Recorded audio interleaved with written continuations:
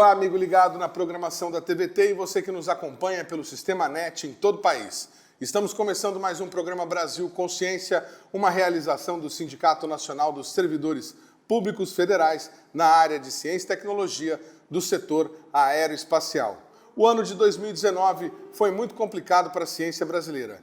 Pouco dinheiro, muita discussão e várias mudanças que não trouxeram um efeito tão bom quanto esperado. No programa de hoje, a gente começa uma série de 3 episódios com a retrospectiva daquilo que de melhor o Brasil Consciência aprontou nesse ano de 2019. E neste programa de início, a gente vai fazer uma viagem pelo mundo da radioatividade no Brasil. As pesquisas com energia nuclear, começando pelos radiofármacos do IPEM em São Paulo.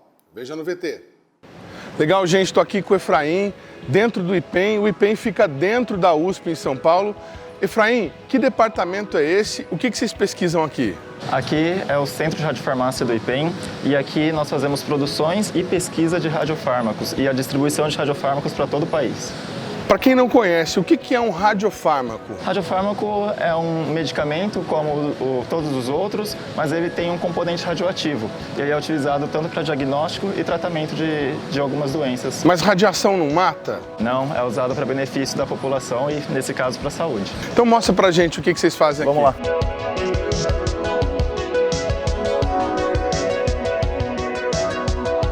Bom, aqui são os nossos produtos. Esse daqui, por exemplo, é o gerador de tecnécio. Hoje é produzido apenas aqui no IPEM e nós distribuímos para todo o Brasil. Por semana, aproximadamente 380 a 400 geradores são distribuídos e são todos produzidos aqui dentro do Instituto. O tecnécio é um elemento químico radioativo que foi descoberto na Itália em 1937 e que é usado para diagnósticos médicos em larga escala em todo o mundo. Ele é obtido a partir de um trabalho em outro elemento químico, o isótopo radioativo de molibdênio. Então, o molibdênio seria como o pai, ou a mãe, se você preferir, do tecnécio. Aqui dentro tem o radioisótopo molibdênio e o interesse pela medicina nuclear é pelo radioisótopo filho, no caso o tecnécio, que ele é utilizado em mais de 80% dos diagnósticos para medicina nuclear. Esse isótopo filho nasce mais fraco, digamos assim, em relação aos pais, com uma capacidade de radiação menor, de tempo controlado, que dura apenas 6 horas. Essa característica é muito boa, considerando que o elemento será usado como medicamento ou tratamento em seres humanos, mas, por outro lado, dificulta muito sua produção e logística, uma vez que o material radioativo precisa ficar isolado e controlado para não causar acidentes que podem até matar pessoas. Por isso, o gerador de tecnécio produzido pelo IPEM é tão importante. Com ele, as clínicas e hospitais podem produzir uma quantidade limitada de tecnécio no momento exato em que ele for necessário. A grosso modo, o gerador funciona da seguinte forma: o molibdênio fica dentro do gerador, isolado e preso a uma coluna de óxido de alumínio, ou alumina, como preferem os cientistas. Ele passa por reações que provocam o que os pesquisadores chamam de decaimento do molibdênio. Neste momento, são liberados os isótopos filhos, no caso, o tecnécio. Diferentemente dos pais, os isótopos filhos não ficam presos na coluna de alumina. Então, os técnicos colocam soro fisiológico na abertura de entrada. Ele passa pelo sistema, saindo do outro lado, carregando o tecnécio, que será a base para a fabricação de medicamentos ou reagentes para exames.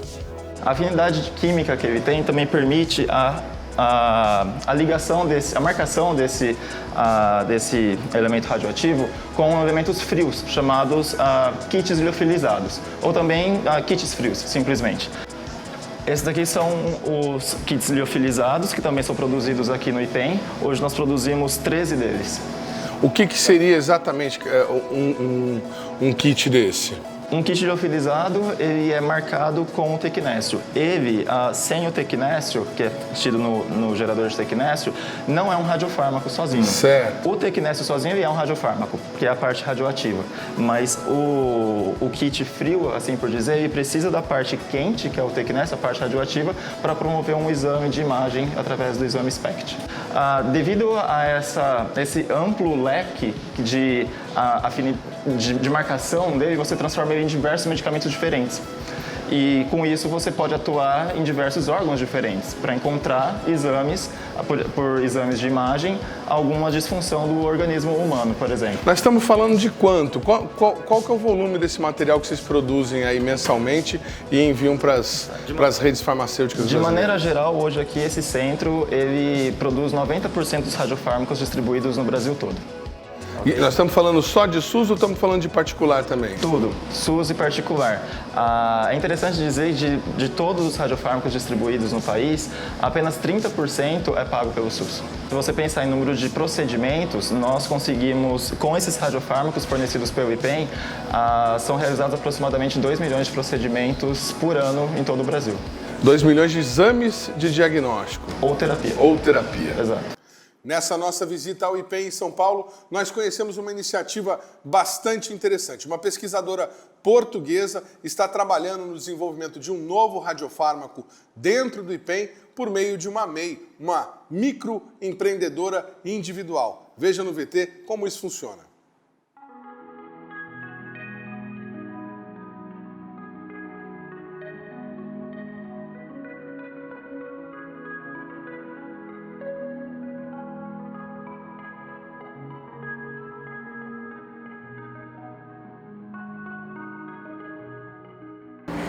Este é um laboratório de pesquisa e desenvolvimento, então vocês vão ver várias capelas onde a gente faz processos de radiomarcação, de compostos novos, a gente sintetiza moléculas novas, tudo para usar como ferramenta de diagnóstico. Então a gente usa como modelo maioritariamente, mas não só, modelos tumorais, então a gente aplica esses radiofármacos que a gente sintetiza aqui em modelos animais para ver se eles servem para diagnosticar câncer, doenças neuroinflamatórias, então tem várias vertentes aí da pesquisa, doença de Chagas também, então são vários aspectos de gerar novos produtos. Então, no caso, a gente está gerando novos radiofármacos para aplicação para o diagnóstico, mais voltado para o diagnóstico, no caso.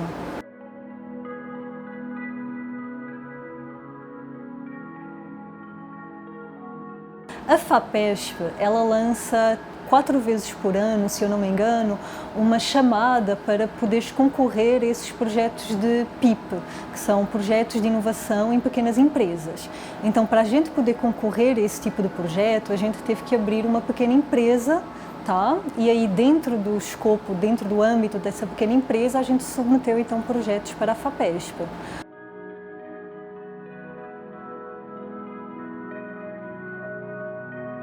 No meu caso específico, a gente está desenvolvendo moléculas que são chamadas de aptâmeros para diagnóstico de uma molécula em especial que ela é super expressa em casos de câncer de mama, que é uma molécula chamada HER2.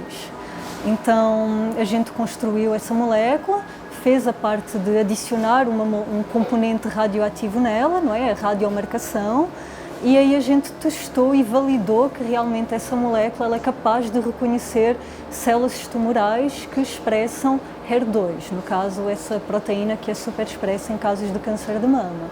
Então a gente validou esse processo que a gente fala in vitro, em células, e validou em animal, in vivo. E com isso gerou então, como a gente tinha uma molécula bem interessante, nova, a gente pensou, bom, isso poderia virar um produto, não é? Para poder fornecer para a população em geral.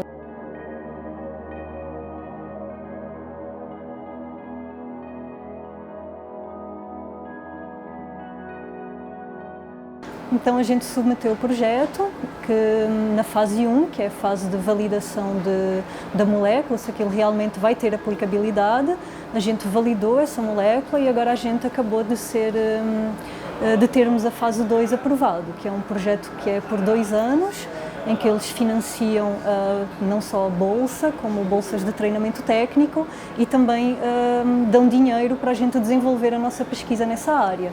Então agora nessa fase 2 a gente vai proceder à fase de pré-clínico.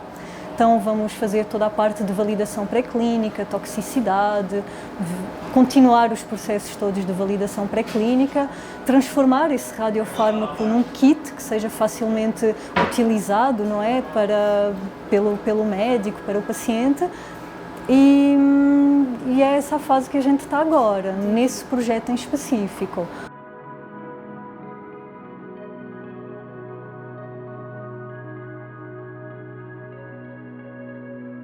Por enquanto a gente está focado, o grupo está meio focado no diagnóstico, mas nada impede que a gente não consiga, após a gente desenvolver um radiofármaco para diagnóstico, nada impede que a gente consiga apenas trocar o radioisótopo e colocar um radioisótopo que seja terapêutico. Então aí passa por uma outra fase de validação, mas não é do todo improvável. E de momento a gente está com 2 projetos PIP aprovados, também de uma outra aluna que derivou desse laboratório do grupo do Dr. Emerson, e que vai desenvolver uma molécula nova para doenças neuroinflamatórias. Temos também submetido, não é, em fase de análise, um fase 2 direto, ou seja, ele já passou pela fase de validação pelo próprio grupo durante o doutorado e agora ele já vai ser implementado, se for aprovado, claro, para uma fase 2 direto, que ele entraria com o desenvolvimento do pré-clínico, que no caso é o Ariane, que está ali, que é o dono, entre aspas, o pesquisador principal nesse projeto.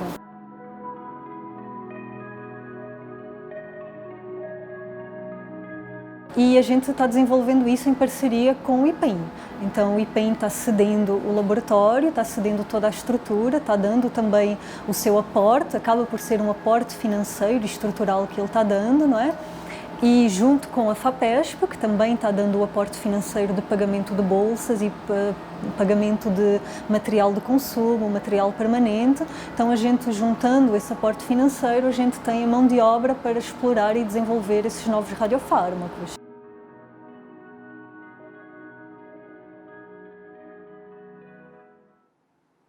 E como não dá para ir a Roma sem ver o Papa, também não dá para visitar o IPEM e não conhecer o magnífico reator nuclear de pesquisa brasileiro que funciona lá dentro das estruturas do IPEM, dentro da USP, em São Paulo. Veja como foi a nossa visita.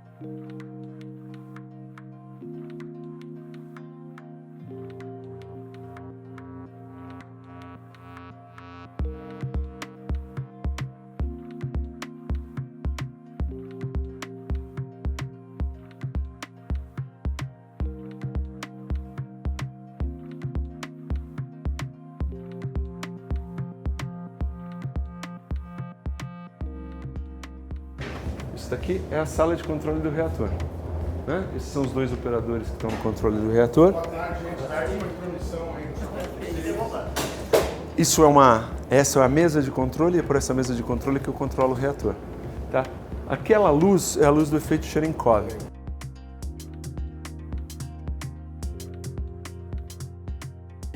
O que vocês estão monitorando? Por que vocês têm câmeras de área externa e interna? As câmeras de área, isso daqui seria para segurança física, né?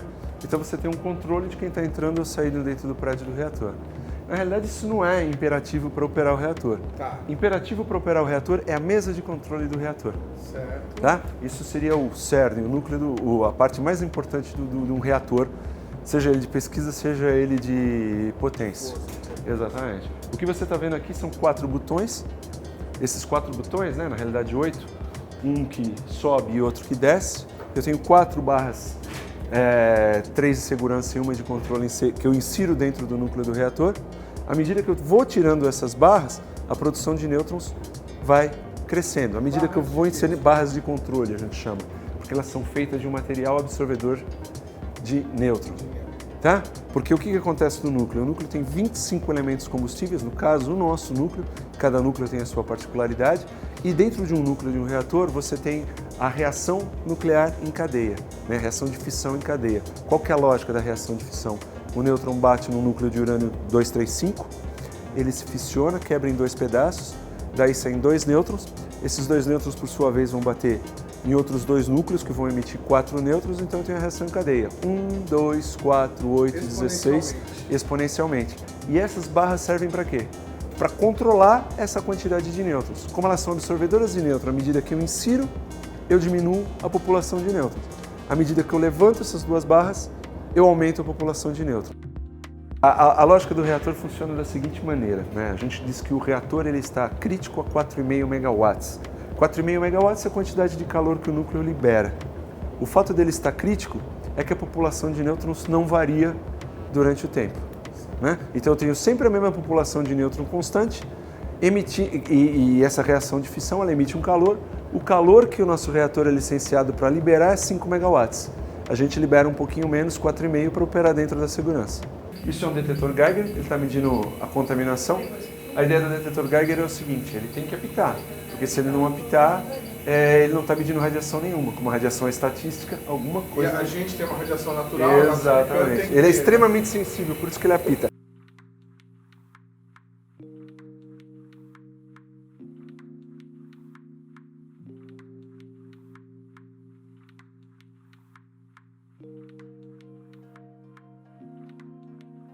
Essa água ela tem 3 funções. A primeira é refrigerar, porque a reação nuclear libera calor, então você colocando na água você refrigera. A segunda é blindar. E por que blinda? Porque para eu colocar os materiais para irradiar, eu preciso encaixar coisas no núcleo do reator. Então eu preciso ver o que eu estou fazendo, uma blindagem transparente à água. Olha só, e desce assim, você pega uma linha, uma cordinha, Sim. amarra e joga lá? Nós passamos o dia inteiro pescando nesse reator. A gente pega as amostras e amarra elas no núcleo, a gente encaixa lá no fundo da piscina. Quando eu vou tirar um elemento combustível, eu tiro com uma ferramenta e movimento ele dentro da piscina, porque ele não pode sair de dentro da piscina. Aquelas são as nossas ferramentas. Então a gente passa basicamente o dia inteiro pescando nessa piscina, porque nada pode sair, a não ser as amostrinhas que eu irradiei.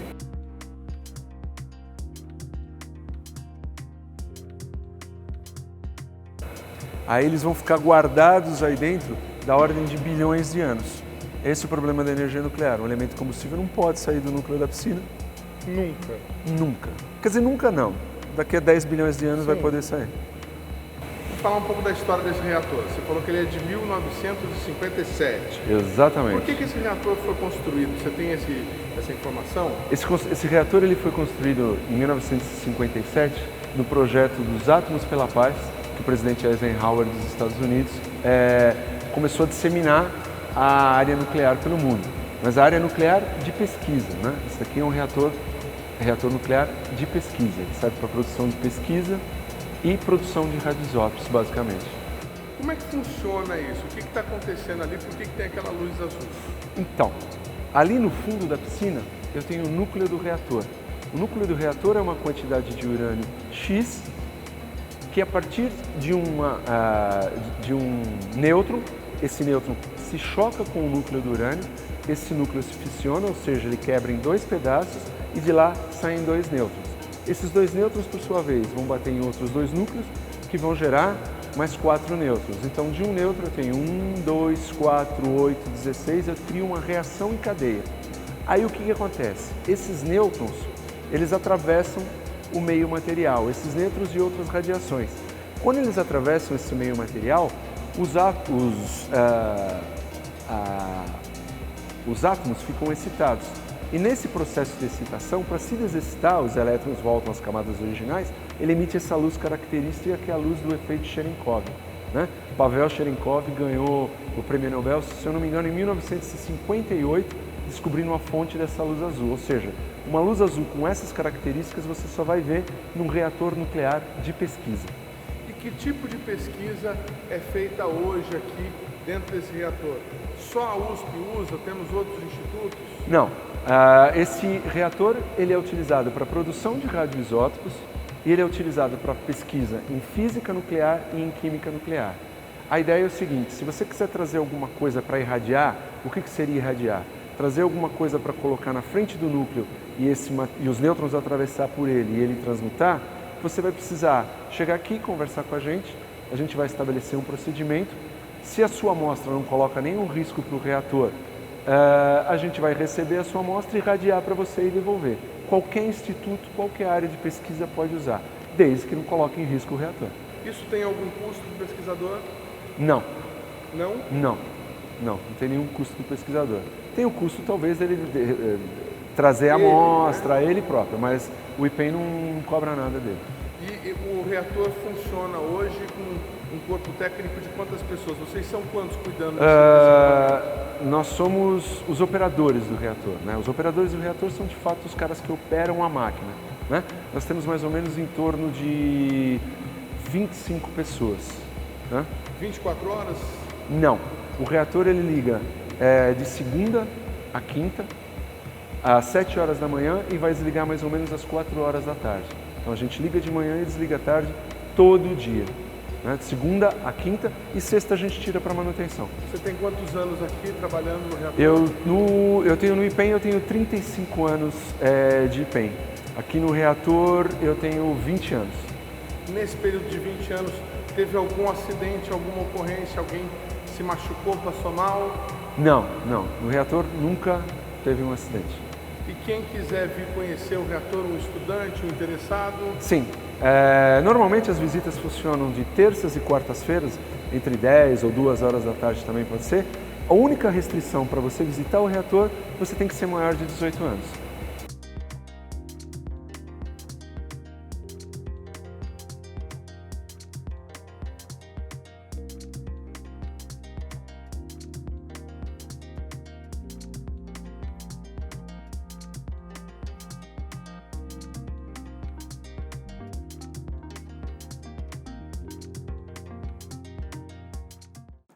O programa Brasil Consciência vai para um rápido intervalo e no próximo bloco dessa nossa retrospectiva a gente conversa com o novo diretor do IAE. É o instante só, não saia daí.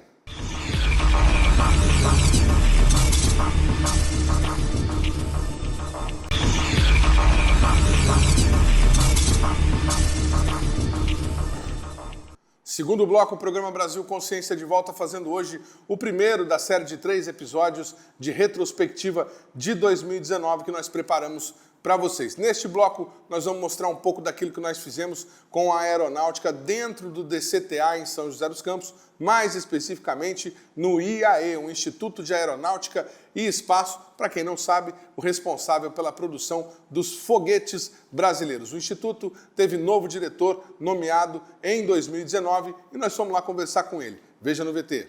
Obrigado, Brigadeiro Demétrio, por ter recebido a gente aqui no seu instituto. O senhor está assumindo agora, né? Assumiu esse ano. Como é que foi sua trajetória, para quem não conhece da sua carreira? Como é que o senhor chegou até aqui? Eu que agradeço essa possibilidade de poder falar do Instituto. Na verdade, eu sou oriundo do Instituto Tecnológico de Aeronáutica, sou formado na área de Engenharia Mecânica Aeronáutica, tenho mestrado também na área de fadigas, né? O senhor é da casa, então? Isso. Tanto formado pelo ITA, na parte de graduação, como pós-graduação também pelo ITA, né? Eu comecei minha pós-graduação na USP, mas na verdade terminei dentro do Instituto Tecnológico de Aeronáutica, né? E trabalhei principalmente na área de aeronáutica, foi o meu início na área de manutenção de aeronaves. Depois passei a trabalhar na área de logística, principalmente, que foi dentro de um centro de logística da aeronáutica, provendo, por exemplo, peças para a parte de manutenção de aeronaves. E depois eu vim para cá, onde eu fiz até o meu mestrado ligado à área de fadiga, né, que estudava extensão de vidas. Na verdade, era uma maneira da gente poder aumentar o tempo de vida das aeronaves, baseado numa teoria que a gente chama DTA, Damage Tolerance Analysis. E foi quando eu voltei, na verdade, para dentro do DCTA. Eu fiz o mestrado e comecei a trabalhar nessa parte de extensão de vida. Depois desenvolvi vários outros trabalhos dentro aqui da área de propulsão aeronáutica, então trabalhei com motores convencionais, ligado tanto à área de aeronáutica, como um pouco dentro da área de espaço. E depois, com o tempo, eu comecei a trabalhar dentro da área espacial. Fui gerente do veículo lançador de satélite por 3 anos e meio e fui gerente também da reconstrução da Torre Móvel de Integração, a TMI. Fui gerente administrativo junto com um outro engenheiro, Valdeci, que era o gerente técnico, né? A reconstrução da torre foi oriunda em função do acidente, né, que nós tivemos em 2003 e em 2012 a gente recebeu essa torre já todinha, né, pronta para o lançamento do VLS-1. Após esse período que eu tive de gerência no VLS-1, eu fui, na verdade, comandar o Centro de Lançamento de Alcântara, onde o desafio era preparar o centro para o lançamento, na época do VLS-1, que passou a ser chamado de Vecisnave, onde a gente fez uma mudança, onde para propiciar o lançamento a gente iria trabalhar, na verdade, com o 3º e o 4º estágio dele, na verdade, com substância inerte, não ativa, né? Então a gente passou a chamar de Vecisnave também porque a gente iria fazer um ensaio do sistema de navegação dele que foi desenvolvido no IAV. Na verdade, ele iria como carga útil, a gente tinha, na verdade, todo o sistema inercial russo, na verdade, que a gente tinha, mas a gente utilizaria ele como carga útil para poder certificar em voo esse desenvolvimento nosso. Só que, infelizmente, na época que eu fui diretor do Centro de Lançamento de Alcântara, eu acredito que em 2015, ao deixar o comando, eu até tomei ciência quando eu estava fazendo um curso de carreira no Rio de Janeiro, da descontinuidade do VLS. Descontinuidade essa que foi oriunda, né, em função, por exemplo, da obsolescência da tecnologia envolvida nele, e na dificuldade de concepção, na verdade, da parte de redes elétricas, o final ali que estava faltando, né? Para quem não está acostumado com essas siglas todas, vamos tentar explicar aqui. O senhor falou da plataforma, quer dizer, o senhor recebeu a plataforma, a Torre Móvel de Integração, a Torre Móvel de Lançamento, para reestruturar, reconstruir a torre após o acidente em que tivemos as 21 vítimas civis, o acidente com o VLS, isso, correto? 2003. E aí o senhor pega esse projeto, um projeto que naquela altura estava desgastado pelo acidente, né? Já uma certa desconfiança, vários anos tentando fazer o foguete finalmente ganhar o espaço, e aí o senhor pega para fazer o último lançamento. Esse lançamento acabou não acontecendo. Ele não aconteceu, é até oriundo. Você vai chegando a um ponto, porque o desenvolvimento do VLS, ele é, vamos dizer assim, uma estrutura extremamente complexa. Quando a gente fala de redes elétricas, por exemplo, são 4 redes que você tem dentro do VLS. É rede de segurança, rede elétrica, rede operacional e rede de telemetria. O que acontece? Você tem muitos instrumentos que estavam colocados ali no VLS, que eram comprados, por exemplo, da Rússia, da Inglaterra, e eram instrumentos que, na verdade, além dele chegar num grau de obsolescência dele, você não tinha mais manutenção. Então você começa a entrar numa situação que não te permite mais você aguardar, por exemplo, como as redes elétricas que estavam colocadas numa empresa fora para ser concebida, né? Tinha a supervisão do pessoal nosso da área de eletrônica, mas ela estava sendo desenvolvida numa empresa fora. Como essa empresa ela entrou numa condição que logo depois ela acabou entrando em concordata e falência, não permitia mais tempo hábil para a gente trazer todo esse desenvolvimento que estava sendo feito para dentro da casa, para o Instituto de Aeronáutica e Espaço, porque você já teria muitos componentes vencidos já, entendeu? E não te permitiria mais você atualizar para poder lançar, vamos dizer assim, um VLS. Então, por isso que o pessoal chegou numa situação, né? A gente já tinha carregado os motores até na minha época da gerência, então antes de 2012, você tem uma capacidade de manter um motor carregado por 5 anos, então chegou uma situação que tudo que tinha sido feito, redes pirotécnicas, carregamento dos motores, vários sistemas que tinham de atuadores e as coisas e tal, estavam tudo vencendo, então o custo para você, não, vamos manter e fazer o lançamento do VLS já não compensava mais. Como você tinha na época o desenvolvimento já do veículo lançador de microsatélites, que é um outro nicho onde você está trabalhando com satélites de um peso menor, e que existe a possibilidade de ingresso com sucesso do Brasil dentro dessa área, fez-se o quê? O direcionamento para atentar o desenvolvimento mais do VLM e descontinuou o VLS. Falando de aeronáutica e a produção brasileira de foguetes, nós não poderíamos deixar de mencionar que 2019 ficará marcado como o ano da assinatura do Acordo de Salvaguarda Tecnológica Brasil e Estados Unidos, que permitirá, em tese, o lançamento de equipamentos internacionais da base de Alcântara, no Maranhão. O Brasil Consciência acompanhou atentamente essa discussão e entrevistou o deputado Hildo Rocha, relator da proposta no Congresso, sobre os motivos que o levaram a apoiar o acordo. Veja no VT. Hoje nós temos um mercado de 400 bilhões de dólares. É o mercado espacial, é um segmento fabuloso que gera uma grana alta.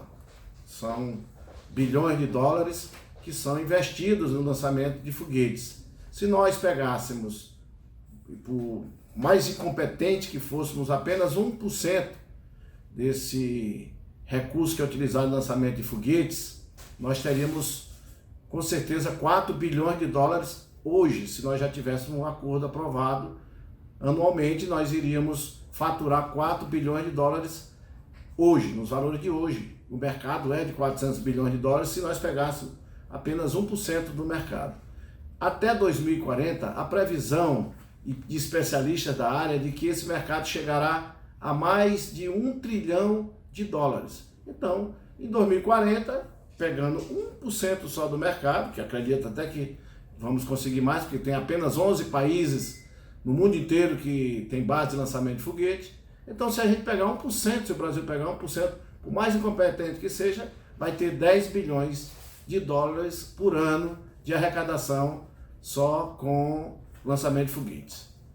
A população não será prejudicada com esse acordo, porque esse acordo prevê apenas que os produtos com patente americanas, produtos que contenham componentes americanos, não serão pirateados, não serão copiados. Então, nós estamos garantindo, através desse acordo, aos americanos, às indústrias americanas e ao governo americano, que nós não vamos deixar que ninguém pirateie os produtos que estão nessas aeronaves espaciais que serão lançados a partir da base espacial de Alcântara. Apenas isso. Não se trata de quilombola nessa matéria, nesse acordo que eu estou relatando.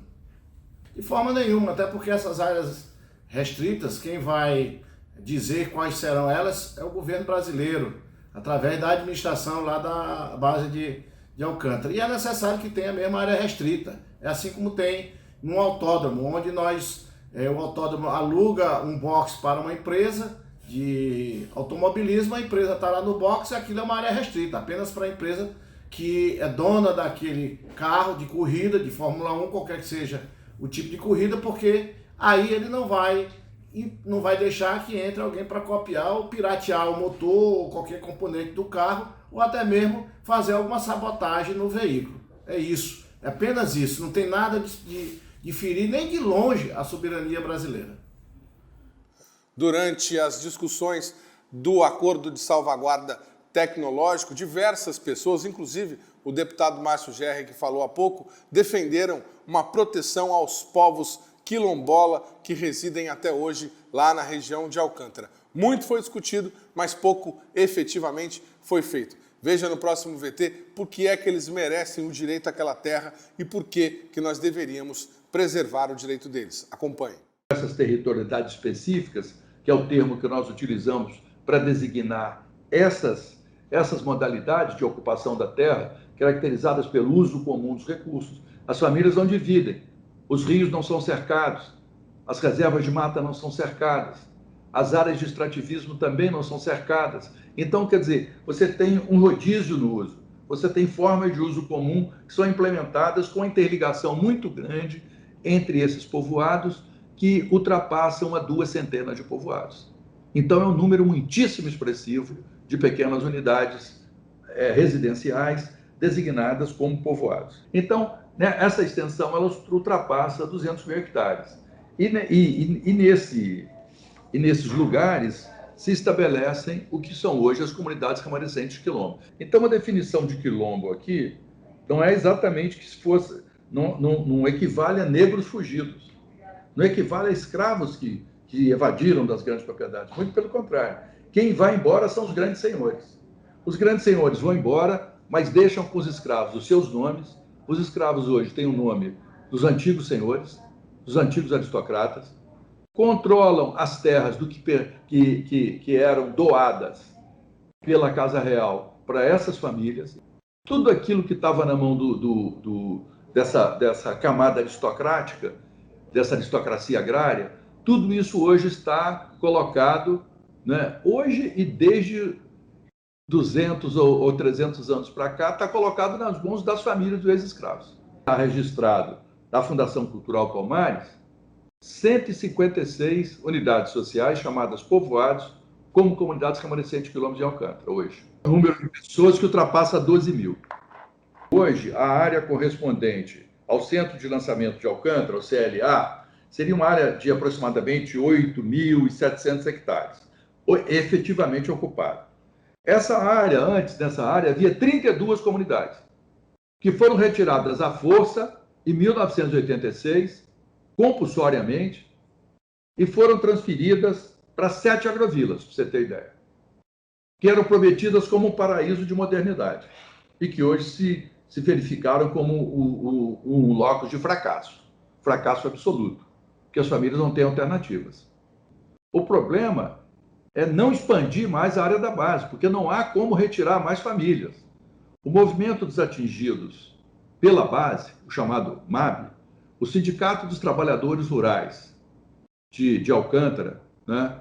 Os trabalhadores e trabalhadoras rurais de Alcântara, o MONTRA, que é o Movimento das Mulheres Trabalhadoras Rurais de Alcântara, eles não aceitam, segundo a Constituição, não aceitam qualquer deslocamento compulsório de famílias.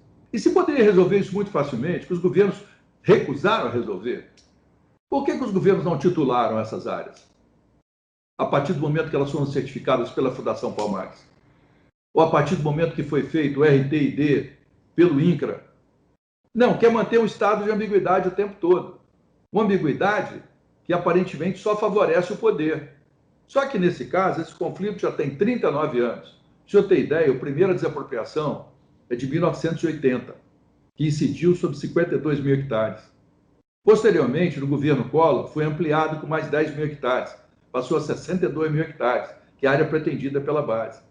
Ora, não há bases desse tamanho, nem nos Estados Unidos, nem na antiga União Soviética. Você sabe que a base não tem nem licenciamento ambiental? Você sabia disso? Você sabe que esse projeto do porto não tem licenciamento ambiental? Se tem, é desconhecido, nunca foi dado a público, nunca foi feita consulta. Então, quer dizer, tem muita desinformação em jogo. O programa Brasil Consciência vai para um rápido intervalo, mas na sequência você acompanha uma reportagem sobre o Laboratório de Materiais do DCTA e uma exclusiva com o trabalho de investigação de acidentes aéreos. É um instante só, não saia daí.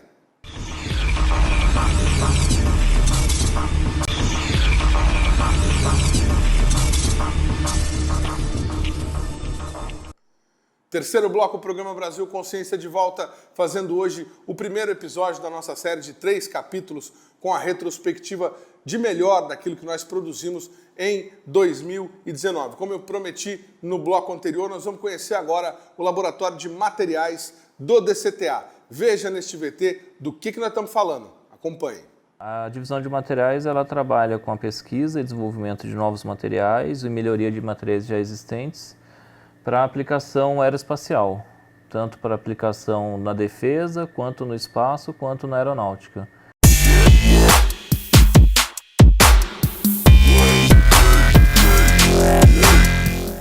Esse prédio, eu acho que ele é da década de 50, 60, é um dos primeiros prédios do DCTA, quando aqui foi aberto o IPD, o antigo IPD, Instituto de Pesquisa e Desenvolvimento. Então, a divisão de materiais é uma das mais antigas dentro da estrutura do DCTA como um todo.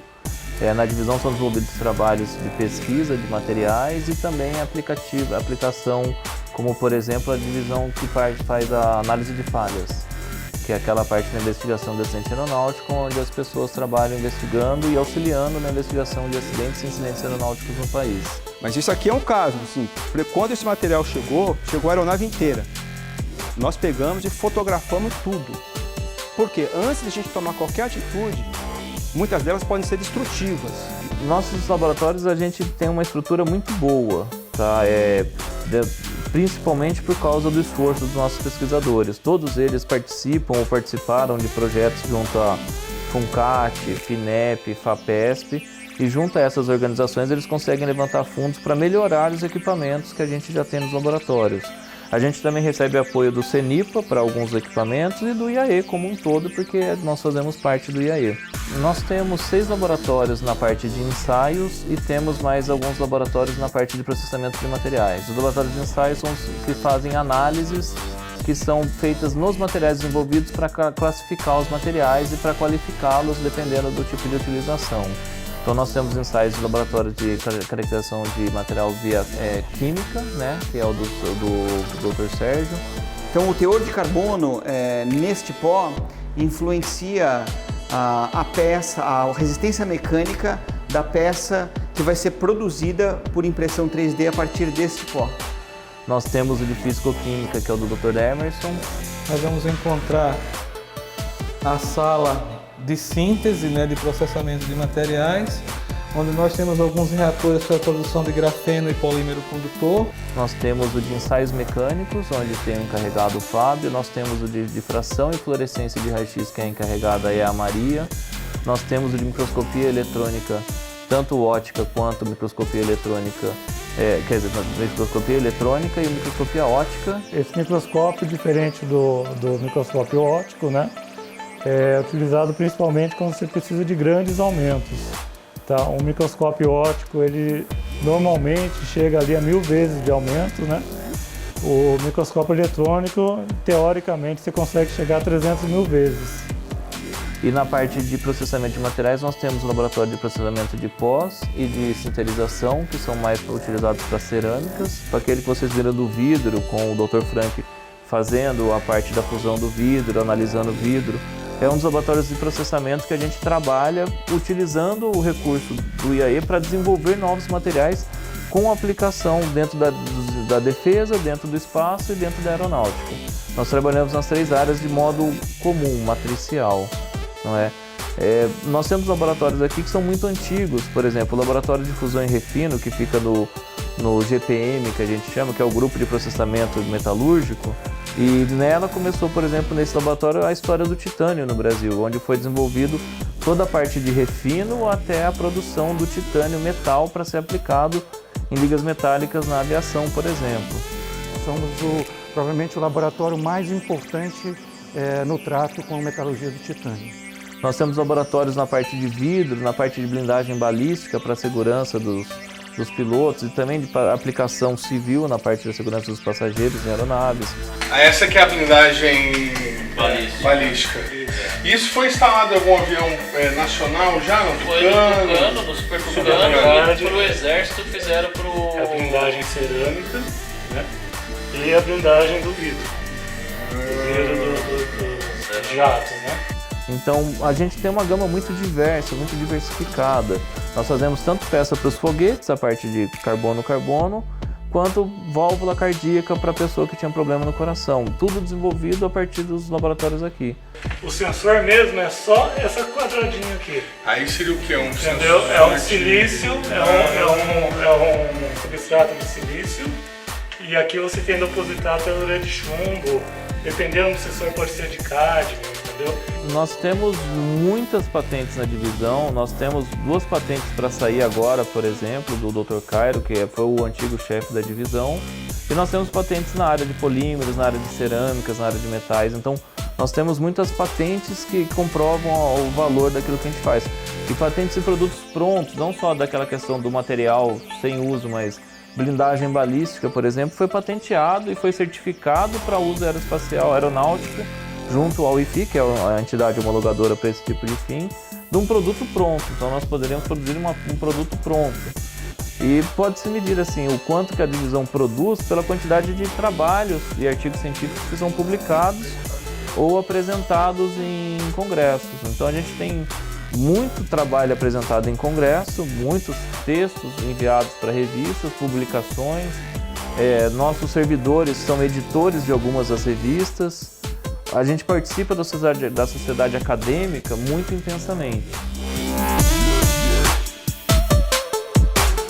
Atualmente a divisão conta com 39 servidores, né? Nós temos uma previsão de que até o próximo ano quase 9 pessoas já podem se aposentar. Na verdade, já podem se aposentar atualmente, mas ainda estão trabalhando conosco, ainda se dispõem a trabalhar, mesmo já tendo condição de aposentar. A nossa, digamos assim, projeção é que ao longo dos próximos 5 anos a gente passe de 39 para 25 pessoas. Então é uma queda muito brusca, sendo que num passado recente, até 5, 10 anos atrás, nós éramos em 80 pessoas. Então a quantidade de servidores diminui e não é nada que a gente possa fazer. A gente utiliza muito aluno de PIBIC para nos auxiliar, que PIBIC é a iniciação científica. Nós temos orientandos na parte do mestrado e doutorado, tanto do ITA quanto do próprio programa do IAE, que também nos auxiliam nas nossas, digamos assim, nossas tarefas. Nós contamos com o apoio de servidores voluntários que também trabalham na divisão. São pessoas que já se aposentaram ou simplesmente não são do IAE, mas se dispõem a trabalhar dentro do IAE, dentro da nossa divisão, para continuar algum tipo de pesquisa. Então nós temos 3 pessoas nessa condição na divisão atualmente. Então a gente tem essa colaboração dessas pessoas de fora que trabalham sem vínculo nenhum, sem bolsa, sem auxílio, sem nada. É isso que ajuda a gente a manter. Previsão de concurso é o que vale para todo mundo, não é um caso específico nosso aqui. A gente tem essa facilidade de poder receber alunos, de ter os voluntários também, né, que nos auxiliam, mas não há nada que se possa fazer com relação a isso. A estrutura do Laboratório de Materiais do DCTA conta com diversas áreas de pesquisa, mas nós separamos um deles para você ver agora, bem bacana, um laboratório que trabalha com materiais cerâmicos e a fusão de vidro. Veja no VT.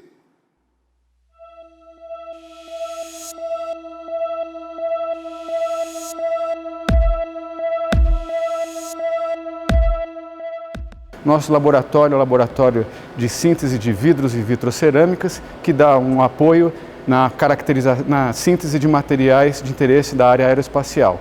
Nós fazemos fusão de vidros especiais, tratamentos térmicos para nucleação e cristalização, entre outras aplicações. Nosso laboratório dispõe de 3 fornos verticais para fusão de vidros, que são fornos especializados, não são fornos comuns e convencionais, são fornos que foram preparados para as nossas aplicações. Nós também temos 3 fornos de tratamento térmico, que são fornos do tipo caixa, mufla, que trabalham em temperatura mais baixa. E temos também 2 fornos tubulares que trabalham com temperatura e com pressão controlada. Então todos esses fornos são usados nos processos de produção de materiais e também na parte de tratamentos térmicos, especialmente para materiais vitrocerâmicos e vitrocerâmicos. A gente faz um tratamento térmico para revelar a microestrutura de materiais que a gente produz aqui no nosso instituto. Então a gente vai submeter algumas amostras a uma temperatura acima de 1000 graus. Após submeter por um tempo curto, a gente vai retirar essa amostra e preparar para as análises microestruturais, que são as análises no microscópio eletrônico de varredura.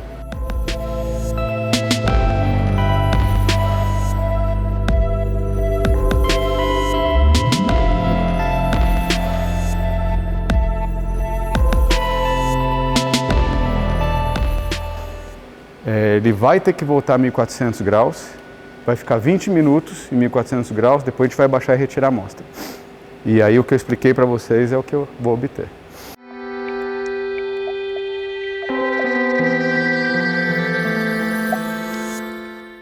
Então finalizamos o tratamento térmico com as amostras cerâmicas. É isso. Então agora está resfriando a nossa amostra, são amostras de interesse aeronáutico e a gente está preparando para caracterização microestrutural.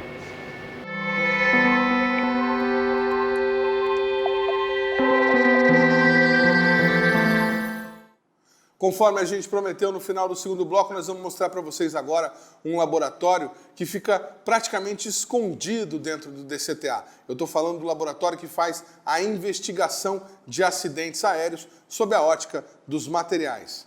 Veja.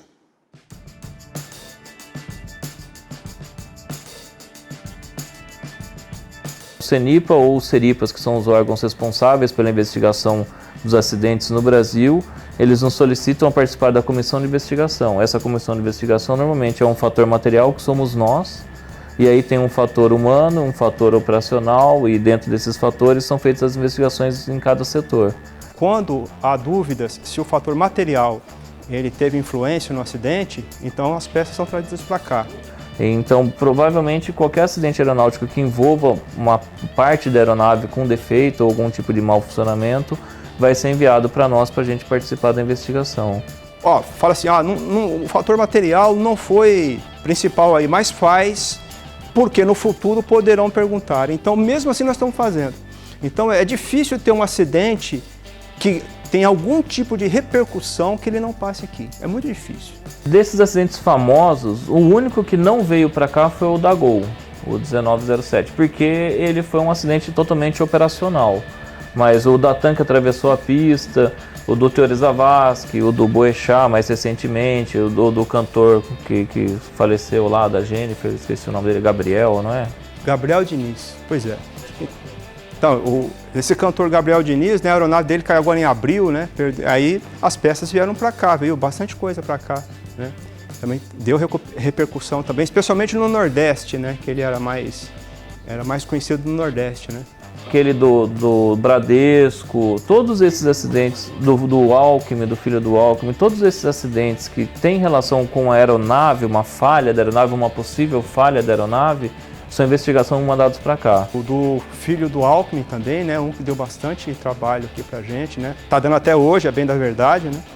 Porque houve desdobramentos, né? Fora do nosso controle. E, às vezes, um trabalho vem e nós pensamos que ele vai ser pequeno, só que aí ele se prolonga por ano. Então, é difícil você falar o tamanho do trabalho, a extensão do trabalho, né? Porque muitos outros fatores são agregados durante o trabalho, né? Fora do nosso controle, né? O acidente aeronáutico, ele é conjunção de fatores, né?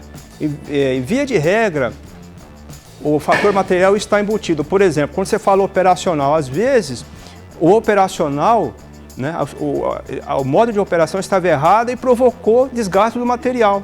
Na investigação CIPAER, que é a investigação que existe, que é a investigação para todo o mundo dentro do anexo 13 da ICAO, que é a Organização Internacional de Aviação Civil, toda a investigação de acidente aeronáutico ela não procura uma causa ou um culpado. Ela procura o que a gente chama de fator contribuinte. É tudo aquilo que ajuda ao acidente ocorrer. Então, se alguma coisa ajudou a acontecer o acidente, aquilo lá é relatado para quê? Para se tomar uma atitude que possa evitar que novos acidentes aconteçam. Teve um que deu muito trabalho, foi esse que o Olivério e o Mário fizeram da TRIP, né, de um trem de pouso, né? Esse material aqui do trem de pouso aqui, ó. Que essa aeronave quebrou o trem de pouso em Altamira. É uma aeronave ATR. Ela quebrou o trem de pouso em Altamira, né? E por muita sorte a aeronave estava com baixa velocidade. Quando quebrou o trem de pouso, a aeronave não... Porque quando quebrou o trem de pouso, ela baixa a asa. Nessa de baixar a asa, ela pode bater a asa no chão e quebrar a asa e virar. Nisso poderia matar muitas pessoas. Deu sorte. Estava com baixa velocidade e não aconteceu isso. Só que quando começou a fazer a análise aqui, o Mário e o Oliveira que estavam fazendo a análise, eles descobriram que tinha uma usinagem aqui, uma imperícia na usinagem. Aí eles perguntaram assim, tem outra aeronave que passou por essa manutenção? Aí o pessoal falou, outros passou sim, ela está voando. Aí na época ela estava voando no Nordeste, mas assim, ao vivo mesmo, né? Assim, no horário. Falou, então é melhor que quando ela chegar lá, parar a aeronave. Só que criou uma condição política aí, né? Nós tivemos que pedir autorização para o brigadeiro do CENIPA. Aí o brigadeiro do CENIPA, quando a aeronave parou, ela pousou, o brigadeiro groundou ela. Aí, mas a aeronave estava boa. Falou, não, aí foi aquela aposta. Falou, não, nós temos certeza que tem problema também na peça do trem de pouso dela. E trouxeram para cá. Essa peça passou por vários ensaios e nada detetava. A única forma de detetar era cortar. Só que cortar é complexo, porque você está cortando uma peça que está boa e custa $50 mil. Então foi a confiança do CENIPA, né? Nós seguimos um protocolo, que é um protocolo utilizado internacionalmente, né? Então a primeira coisa que quando a gente pega recebe o material. Depois de receber o material, nós fazemos um registro fotográfico completo. Quando esse material chegou a aeronave inteira. Nós pegamos e fotografamos tudo. Porque antes de a gente tomar qualquer atitude, muitas delas podem ser destrutivas. Se é destrutivo, então é necessário fotografar tudo muito bem para que você não tenha problema depois de perder alguma evidência. Depois desse registro fotográfico, nós vamos fazer um exame visual. Esse exame visual vai depender muito da experiência de quem está trabalhando, porque aí já dá para saber alguma coisa sobre o material, se foi fadiga, se foi sobrecarga. No caso desse cone de cauda aqui, veio a aeronave inteira, mas assim, pela experiência a gente já percebeu o que estava errado, né? Nós observamos aqui, ó, que tinha quebrado isso aqui, ó. Isso aqui, ele é fechadinho assim.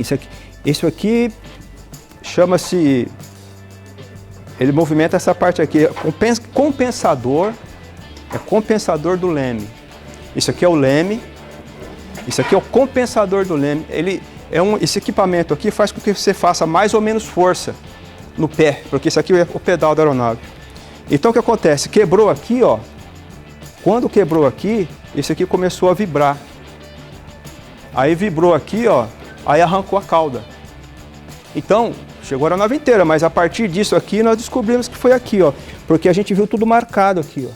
Aí nós fomos ver, tinha colocado material que era inadequado. Então, quer dizer, é isso que eu digo, você tem que saber a técnica, mas a experiência conta, porque isso aqui porque nós já tínhamos visto coisas parecidas como esta. Além do que, nesse acidente específico, esse cone de cauda estava muito separado da aeronave, do bloco geral. Então a gente falou, bom, como está muito separado, provavelmente quebrou antes. Então você já monta um cenário para você vir trabalhar. Aí, na sequência, nós partimos para os ensaios. O ensaio não destrutivo, a microscopia estereoscópica, é o primeiro passo que nós temos para ver a superfície do material, conforme a gente já mostrou ali. E depois, se for necessário, leva para a microscopia de varredura. Porque ela estava aqui, ó. Ela quebrou, né? Daqui para lá saiu em voo. Então, veio aqui. Aí o que a gente faz? Fotografa, depois vem e corta. Pelo tipo de fratura, nós, como eu disse anteriormente, pela experiência e o tipo de fratura, a gente já tem uma ideia do que é, pelo tipo de fratura. Mas só ter ideia não basta, né? Então a gente pega e corta a peça, né? E leva o primeiro microscópio que a gente faz uma visão da fratura, é esse aqui, ele chama estereoscópio. Então, a gente coloca no microscópio, né? E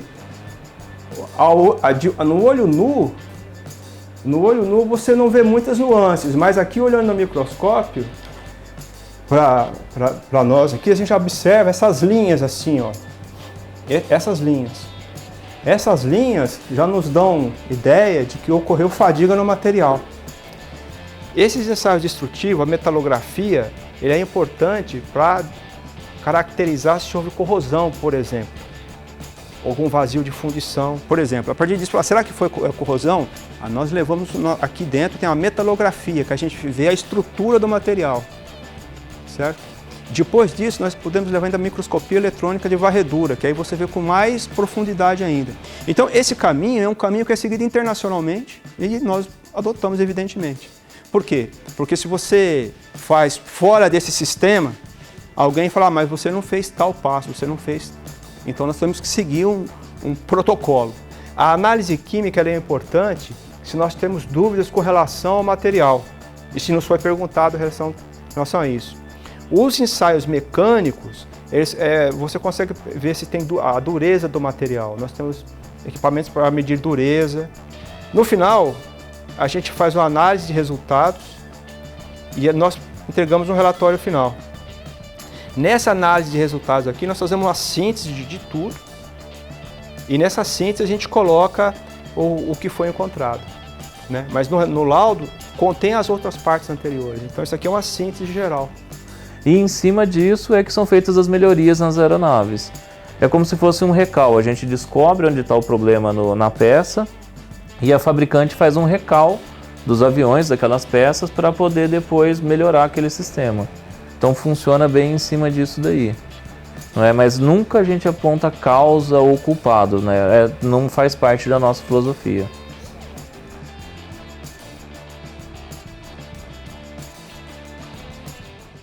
O programa Brasil Consciência de hoje vai ficando por aqui. Você que quiser acompanhar todo o nosso conteúdo pela internet, deve acessar a nossa página no YouTube, que está aí para você na tela nesse momento. Se você quiser conhecer os programas produzidos pela rádio do SINCT, deve acessar a nossa página no Facebook, que está aí para você também na tela nesse momento. Nós voltamos em uma semana com uma pausa na nossa sessão de retrospectiva para o programa inédito com o lançamento do satélite Sibers 4A lá da China. Depois a gente retoma a retrospectiva. Até semana que vem. Tchau!